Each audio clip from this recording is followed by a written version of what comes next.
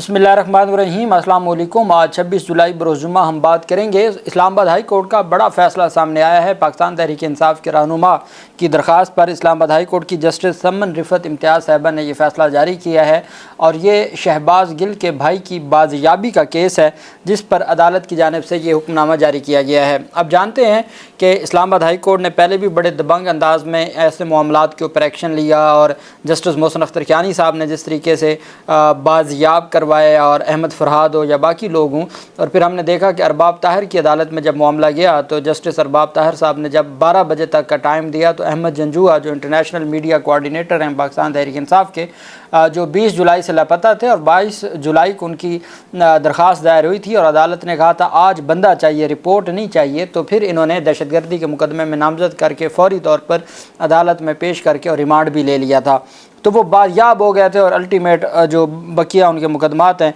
वो रिमांड ख़त्म होगा। रिमांड ख़त्म होने के बाद अदालत उसको ज़मानत की दरख्वास्त सुन लेगी और ज़मानत दे देगी।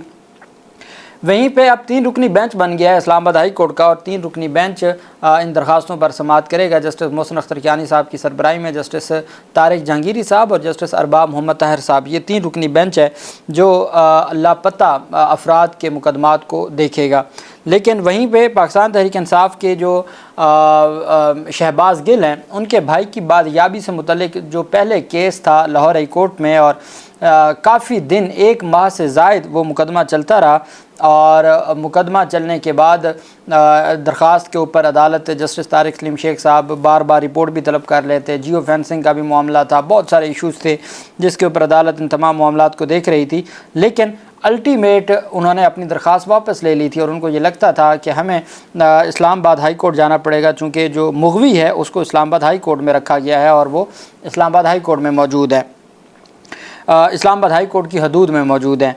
Bilal Abdullah versus prime minister of Pakistan, ये दरख्वास्त दायर की जो भतीजा है शहबाज गिल का और जो मुग़वी है भाई शहबाज गिल का, उसके बेटे की जानिब से ये दरख्वास्त दायर की गई। राना अब्दुल शकूर ख़ान सीनियर एडवोकेट हैं और साबिक डिप्टी अटॉर्नी जनरल हैं, वो वकील थे पिटिशनर के, जबकि बाकी उनके साथ भी वकला मौजूद थे और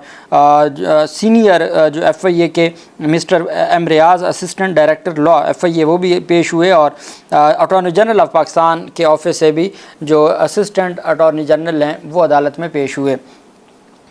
Learned State Council has submitted report on behalf of the respondent number 3 and 5 Inspector General of Police Islamabad and Deputy Inspector General of Police Operations Islamabad, confirming that the detainee was neither arrested nor detained by any police station in the Islamabad Capital Territory.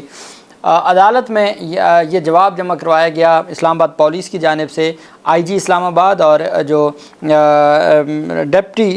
Inspector general हैं police और के operations wing के, उनकी जानिब से जवाब जमा करवाया गया कि इस्लामाबाद के किसी थाने में या किसी मुकदमे में शहबाज गिल के भाई ना वहाँ पर कैद हैं, ना वो किसी मुकदमे में नामजद हैं, ना ही वो हमें रिक्वायर्ड हैं, हमें उनकी कोई कस्टडी भी नहीं चाहिए थी। The learned assistant attorney general has filed report on behalf of respondent number 4 Federal Investigation Agency to the same effect कि attorney general of Pakistan office की जानिब से वफाकी हुकूमत ने एक बड़ी पेशरफ्त सामने आई और वफाकी हुकूमत की जानिब से मैं आपको सनम जावेद के केस का भी बताऊंगा FIA ने जो वापस ले लिया है। तो अदालत की जानिब से अटॉर्नी जनरल ऑफ पाकिस्तान ने FIA की जानिब से रिपोर्ट जमा करवाई है और उनका भी यही कहना है कि हमारे पास उनकी कोई कस्टडी नहीं है और FIA ने ना उनको गिरफ़्तार किया, ना वो FIA की कस्टडी में है, ना ही FIA को वो मतलूब हैं। The learned counsel for the petitioner points out that no report has been submitted on behalf of any other functionary of the Federation, including agencies such as ISI and MI कि जी ISI और MI की जानिब से कोई report जमा नहीं करवाई गई और जो दरख्वास्त गुजार थे उन्होंने अदालत के सामने ये गुजारिश की कि FIA और पुलिस की रिपोर्ट तो आ गई है, लेकिन जो हमारी खुफिया एजेंसियाँ हैं, इदारे हैं, उनकी जानिब से कोई रिपोर्ट जमा नहीं करवाई गई, तो उसको भी अदालत मद्देनज़र रखे। अदालत की जानिब से कहा गया कि at this juncture the learned council for the respondent seeks permission to delete the Respondent number 1 Prime Minister of Pakistan from the array of the respondent as it is unnecessary party and to implead the Secretary Ministry of Defence। अदालत कहती है कि दरख्वास्त गुजार के वकील ने अदालत से इजाज़त मांगी कि जो respondent number 1 prime minister of Pakistan لکھا ہوا ہے، ہم اس کو ڈیلیٹ کرنا چاہتے ہیں، اور ان کی چونکہ آپ ڈائریکٹ وزیر اعظم کو، وزیر اعلیٰ کو، صدر کو ڈائریکٹ پارٹی نہیں بنا سکتے، آپ ان کے پرنسپل سیکرٹری کے تھرو بنا سکتے ہیں، آپ ان کے سیکرٹری کے تھرو بنا سکتے ہیں، لیکن آپ ڈائریکٹ ان کو فریق نہیں بنا سکتے۔ آئین پاکستان میں یہ پریولیج دی ہوئی ہے۔ عدالت سے گزارش کی کہ ہم ان کا نام ڈیلیٹ کرنا چاہتے ہیں، اور ان کا نام ڈیلیٹ کر کے ہم ان کی جگہ پہ سیکرٹری ڈیفنس کا نام ایڈ کرنا چاہتے ہیں، تو اس کی ہمیں اجازت دی جائے۔ اور عدالت نے کہا کہ انہوں نے ان کی جانب سے کہا گیا کہ وہ امپلیڈ کرنا چاہتے ہیں the secretary ministry of defence as a party through the instant petition, request is allowed, کہ ان کی اس استدعا کو منظور کیا جاتا ہے، پرائم منسٹر کا نام ڈیلیٹ کیا جاتا ہے اور سیکرٹری ڈیفنس کو جو رسپونڈنٹس کی لسٹ میں شامل کیا جاتا ہے۔ The petitioner is directed to file amended title of the memo of petition by the next date, کہ آپ جو ٹائٹل ہے کیس کا، جو میمو آف پٹیشن ہے، اس کو آپ تبدیل کر کے اگلی تاریخ سے پہلے عدالت میں جمع کروا دیں۔ اب آگے آرڈر جو سنیں۔ In view of the foregoing, the office is directed to issue notice to the newly impleaded respondent once the needful is done،